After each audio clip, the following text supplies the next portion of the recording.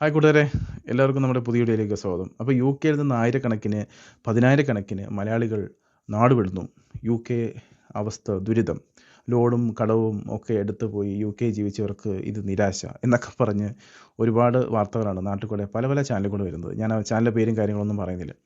അപ്പോൾ എന്താണ് ഇങ്ങനെ വാർത്തയൊക്കെ വിടാനുള്ള കാര്യം? അവർക്ക് റീച്ചും അതുപോലെ തന്നെ പൈസയൊക്കെ കിട്ടാനുള്ള വേണ്ടിയാണ് അവരങ്ങനെ വാർത്ത ഇടുന്നത്. പക്ഷേ സത്യത്തിൽ ഇവിടെ അങ്ങനത്തെ പ്രശ്നങ്ങളും കാര്യങ്ങളൊന്നും ഇല്ല.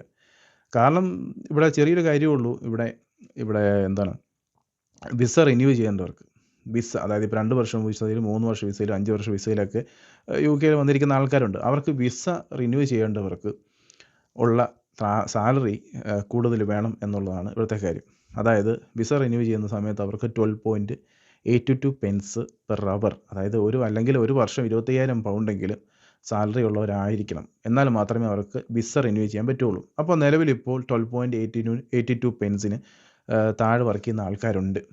അപ്പോൾ അതിൽ തന്നെ വിസ റിന്യൂ ചെയ്യാനിരിക്കുന്ന ആൾക്കാരും ഉണ്ട്. അപ്പോൾ ഇവരെല്ലാം ഇത് ബാധിച്ച് ഇവരെല്ലാം ഇപ്പോൾ റിന്യൂ ചെയ്യാൻ പറ്റത്തില്ലാത്ത അവസ്ഥയിൽ ഇവരെല്ലാം നാട് വിടാൻ വേണ്ടി പോകുന്ന അവസ്ഥയിലോട്ടൊന്നും അല്ല ഇരിക്കുന്നത്, അല്ലെങ്കിൽ അവരെ ടിക്കറ്റ് എടുത്തിരിക്കുന്ന അവസ്ഥയിലൊന്നും അല്ല ഇരിക്കുന്നത്. കാരണം എന്താണെന്ന് ചോദിച്ചു കഴിഞ്ഞാൽ, ഇപ്പം യു കെയിൽ ഒരു 10,000-20,000 കെയർ ഹോമുകളുണ്ടെങ്കിൽ അതിൻ്റെ അകത്ത് വിരലിലെണ്ണാവുന്ന പറയുന്ന കെയർ ഹോമുകളിൽ മാത്രം ഉണ്ടായിരിക്കുന്ന ഒരു കാര്യം ഇത്. വിരലിലെണ്ണാവുന്ന കെയർ ഹോമുകളിൽ മാത്രമാണ് ഈ ഒരു സാലറി ഹൈക്ക് കൊടുക്കാതിരുന്നിട്ടുള്ളൂ. അതായത് ഇപ്പോൾ മാർച്ച് ടു മാർച്ചാണ് ഫിനാൻഷ്യൽ ഇയർ.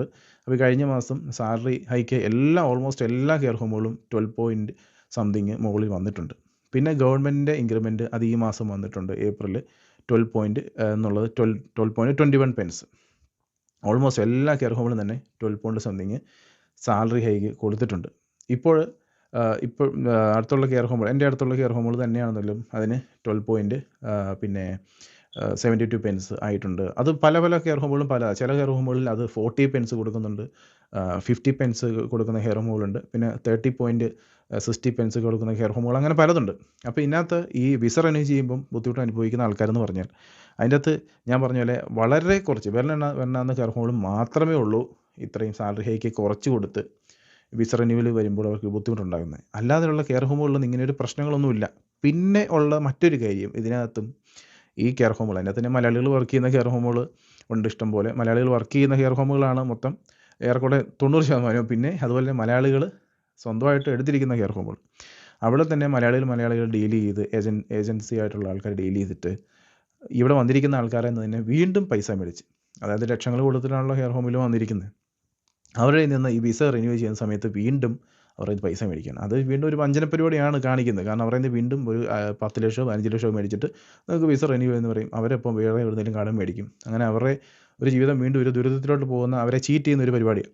അങ്ങനെ ഒരു സംഭവം നടക്കുന്നുണ്ട്. പിന്നെ ഞാൻ ഈ പറഞ്ഞ ഇത്രയും വെല്ലെണ്ണ കെയർ ഹോമുകളിലും ഈ ഒരു സംഭവം നടക്കുന്നുണ്ട്. ബാക്കിയുള്ള 80% അല്ലെങ്കിൽ 90% കെയർ ഹോമുകളിലും ഈ ഒരു പ്രശ്നമില്ല. ഇങ്ങനെയുള്ളൊരു തിരിച്ചു പോകേണ്ടി വരുന്നില്ല. കെയർ ഹോമുകളിലാണെങ്കിലും അതിപ്പം ഈ കെയർ ഹോമിൽ മാത്രമല്ല കേട്ടോ ഇതിപ്പോൾ ഉള്ളത്. ഇതിപ്പം നേഴ്സിംഗ് ഹോമിൽ ആണെങ്കിലും അതുപോലെ തന്നെ NHSലുള്ള കെയർ സ്റ്റാഫിനും അവിടെയുള്ള നേഴ്സസിനും എല്ലാം ഇത് ബാധിക്കുന്നതാണ്. യു കെയിൽ ആര് വിസ റിന്യൂ ചെയ്യണമെന്നുണ്ടെങ്കിലും അവർക്ക് 12.82 പെൻസ് മിനിമം വേജസ് വേണം, ഹെൽത്തിലുള്ള എല്ലാവർക്കും. അതാണ് ഇപ്പോൾ പറഞ്ഞിരിക്കുന്നത്.